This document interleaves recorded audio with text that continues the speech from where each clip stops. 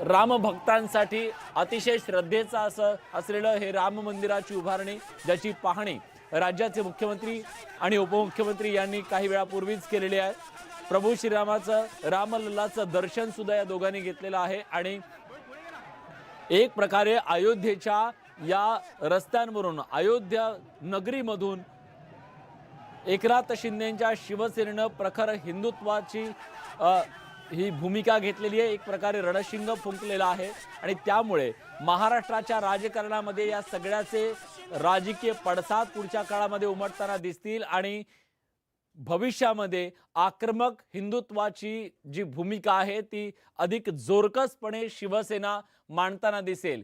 बाळासाहेबांची शिवसेना ज्या प्रकारची आक्रमक भूमिका घेऊन मैदानात उतरायची, हिंदुत्वाची ती आक्रमक भूमिका घेऊन मैदानात उतरायची, अगदी तशाच प्रकारची आक्रमक हिंदुत्वाची भूमिका एकनाथ शिंदे यांच्या नेतृत्वाखालची शिवसेना घेताना दिसेल। याचे स्पष्ट संकेत आज अयोध्येतल्या या दौऱ्याच्या नंतर, अयोध्या दौऱ्याच्या नंतर आणि तिथल्या शक्ती प्रदर्शनाच्या नंतर एकनाथ शिंदे यांनी दिलेले आहेत आणि त्यांच्या या संपूर्ण आक्रमक भूमिकेला यापुढे साथ असणार आहे ती म्हणजे भाजपचं केंद्रीय नेतृत्व, त्याचबरोबर उत्तर प्रदेशमधलं भाजपचं सरकार आणि महाराष्ट्रातलं सुद्धा भाजपच्या नेत्यांनी एकनाथ शिंदे यांना पाठबळ देण्याचा घेतलेला निर्णय आणि ती साथ आपल्याला इथं दिसते आणि त्या माध्यमातूनच एकनाथ शिंदेंना अयोध्येमध्ये हे अभूतपूर्व असं शक्ती प्रदर्शन करण्यामध्ये यश येताना दिसतंय।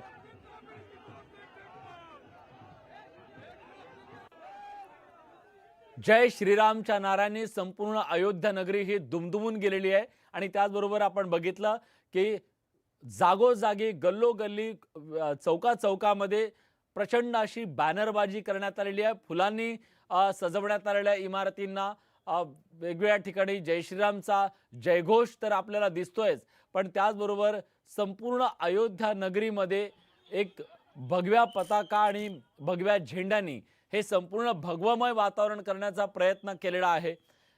अयोध्या हे गेल्या विशेषतः 3 दशकांपासून देशाच्या राजकारणामध्ये जो हिंदुत्वाच्या राजकारणाचा नॅरेटिव्ह जो सेट झालेला होता, त्या सर्व याची मूळ भूमी किंवा जिथून हे सगळं जन आंदोलन उभं राहिलेलं होतं त्या अयोध्येतल्या प्रभू श्रीरामाच्या राम मंदिराच्या नंतरचं आता ही भूमी जी आहे ती भूमी कोट्यवधी रामभक्तांच्यासाठी आणि हिंदूंसाठी एक महत्त्वाची अशी पवित्र भूमी मानली जाते आणि याच ठिकाणावरून हिंदुत्वाचा जो नारा आहे तो अधिक बुलंद करण्याचा प्रयत्न आज शिवसेना आणि भाजपच्या या शक्ती प्रदर्शनाच्या माध्यमातून दिसतोय।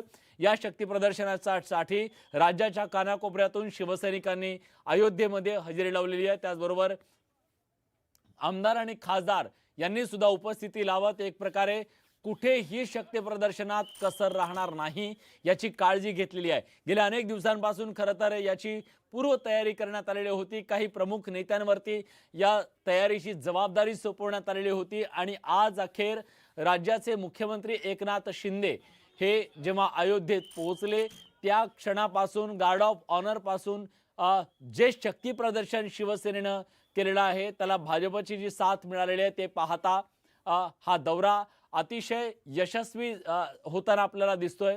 ज्या प्रकारचं शक्ती प्रदर्शन करण्यात त्यांना यश मिळालेलं आहे, अयोध्येच्या रस्त्यावरती ज्या प्रकारे गर्दी झालेली दिसली, ज्या प्रकारे त्यांचं जोरदार स्वागत झालेलं दिसलं, त्यानंतर हा अयोध्या दौऱ्याचा त्यांचा जो हेतू आहे तो हेतू साध्य होताना आपल्याला दिसतोय। एक शक्ती प्रदर्शन करण्याचा जो त्यांचा प्रयत्न होता तो प्रयत्न यशस्वी होताना दिसतोय।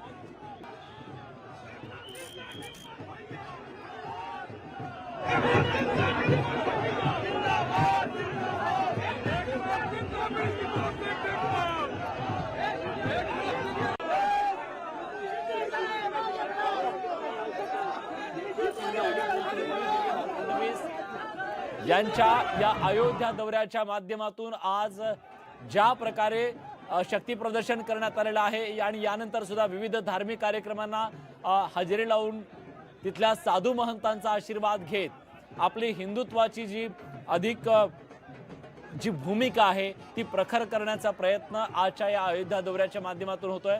दुपारी 2:30 वाजता मुख्यमंत्री एकनाथ शिंदे हे पत्रकार परिषद घेणार आहेत, त्यानंतर साधू महंतांची ते भेट घेणार आहेत, त्यांच्या ते संवाद साधणार आहेत आणि संध्याकाळी 6 वाजता शरयू तीरावरती ते महाआरतीमध्ये सहभागी होणार आहेत।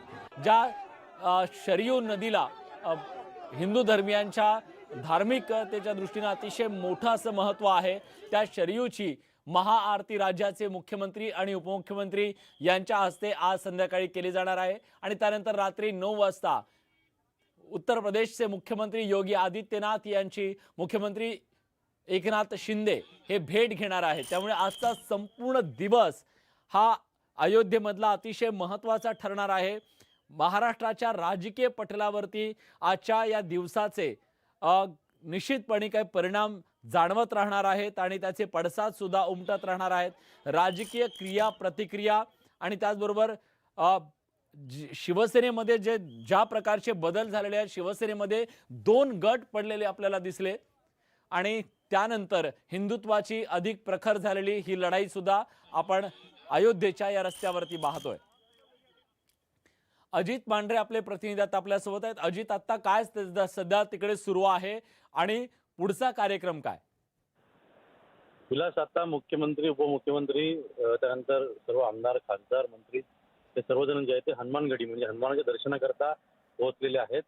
परंपरा आहे राज्यामध्ये आल्यानंतर ज्यावेळी तुम्ही रामलल्लाचं दर्शन करायला येता त्याआधी तुम्ही हनुमान देवाचं दर्शन केलं पाहिजे आणि त्याकरता हनुमानगडी येथे पहिले जाऊन दर्शन घेतलं जातं, ही एक परंपरा आहे। तर त्याच पार्श्वभूमीवरती आता सर्वजण जे आहेत ते हनुमानगडी येथे हनुमानाचं दर्शन घेण्याकरता आलेले आहेत। स्वतः मुख्यमंत्री उपमुख्यमंत्री सगळे बसून त्या ठिकाणी देवाचा अभिषेक करत आहेत, पूजा करत आहेत आणि त्यानंतर इथून पुढे मागच्या रस्त्याने अगदी काही मिनिटातच हे सगळेजण जे आहेत ते राम मंदिर म्हणजे प्रभू रामदर्शनाकरता पोहोचतील आणि तिथे आरती होणार आहे मुख्यमंत्र्यांच्या हस्ते उपमुख्यमंत्र्यांच्या हस्ते आणि तिकडून झाल्यानंतर प्रेस कॉन्फरन्स आहे पंचशील हॉटेलमध्ये, ती साधारणपणे 2:30-3 ला सुरुवात होईल आणि 4-4:30 पर्यंत ती प्रेस कॉन्फरन्स संपून तिथून त्यानंतर लक्ष्मण किल्ला या ठिकाणी मुख्यमंत्र्यांची त्या ठिकाणी जे महंत आहेत ते महंत सर्व मुख्यमंत्र्यांना आशीर्वाद देणार आहे। मोठ्या प्रमाणात होम हवन जे आहे त्याचं नियोजन करण्यात आलेलं आहे। जवळपास 100 पेक्षा जास्त महंत एका स्टेजवरती असतील आणि ते सर्व मंत्री मुख्यमंत्री उपमुख्यमंत्री असतील, मंत्री असतील, आमदार खासदार सर्वांच्या हस्ते या भल्या मोठ्या स्टेजवरती जे याचं होम हवनचं आयोजन करण्यात आलेलं आहे आणि त्यानंतर पुढे सर्वजण जे आहेत ते शरयू नदीवरती महाआरती करता येतील। ती महाआरती झाल्यानंतर काही काळ जो आहे तो राखीव ठेवण्यात आलेला आहे। पुढे जाऊन नंतर उत्तर प्रदेशचे मुख्यमंत्री जे आहेत योगी आदित्यनाथ यांच्या समवेत मुख्यमंत्री उपमुख्यमंत्री आणि काही निवडक मंत्री जे आहेत त्यांची भोजनाची व्यवस्था जी आहे ती केलेली आहे। एकत्रितपणे हे सगळेजण भोजन करायला बसणार आहेत आणि हेच चित्र जे आहे विलास महत्वाचं आहे, कारण का आपल्याला माहिती आहे की उत्तर प्रदेशचे मुख्यमंत्री योगी आदित्यनाथ हे कट्टर हिंदुत्ववादी मानले जातात आणि ते सदैव भगवाधारी असतात। तर त्याच पार्श्वभूमीवरती मुख्यमंत्री एकनाथ शिंदे आणि उपमुख्यमंत्री देवेंद्र फडणवीस यांनी त्यांच्यासोबत भोजन शेअर करणं हे कुठेतरी हा महाराष्ट्रातील सर्व जनतेला किंवा तिथल्या राजकीय सगळ्या पक्षांना एक कडक इशारा असेल किंवा एक इशारा देण्याचा प्रयत्न आहे की आम्ही सर्व हिंदुत्ववादी विचारांचे जे नेते आहोत किंवा राज्यकर्ते आहोत, सत्ताधारी आहोत, ते सर्वजण आम्ही एकत्र आहोत आणि आम्ही सदैव एकत्र राहणार आहोत आणि त्याकरताच अशा पद्धतीनं उत्तर प्रदेशमध्ये मोठा दौरा जो आखलेला त्यामध्ये योगी आदित्यनाथ जे आहेत त्यांचं खूप मोठं पाठबळ आहे। ते स्वतः या सगळ्या दौऱ्याकरता त्या ठिकाणी नियोजन बघत होते। त्यांनी अनेक वेळा वरिष्ठ अधिकाऱ्यांना असेल, त्यांच्या आमदारांना असेल, मंत्र्यांना असेल, ग्राउंड लेवलला पाठवलं होतं की त्याच्यापर्यंत तयारी सुरू आहे, कुठे काही कमी पडते का, कुठे कशासाठी अडचणी येत आहेत तर त्या तात्काळ सोडवा आणि हा अयोध्या दौरा जो आहे तो पूर्णतः मोठ्या प्रमाणात झाला पाहिजे, चांगला झाला पाहिजे असा प्रयत्न देखील योगी आदित्यनाथ यांनी केला होता आणि एवढं सगळं करून त्यांनी आता मुख्यमंत्री आणि उपमुख्यमंत्री यांना जेवणाकरता भोजनाकरता निमंत्रण दिलेलं आहे।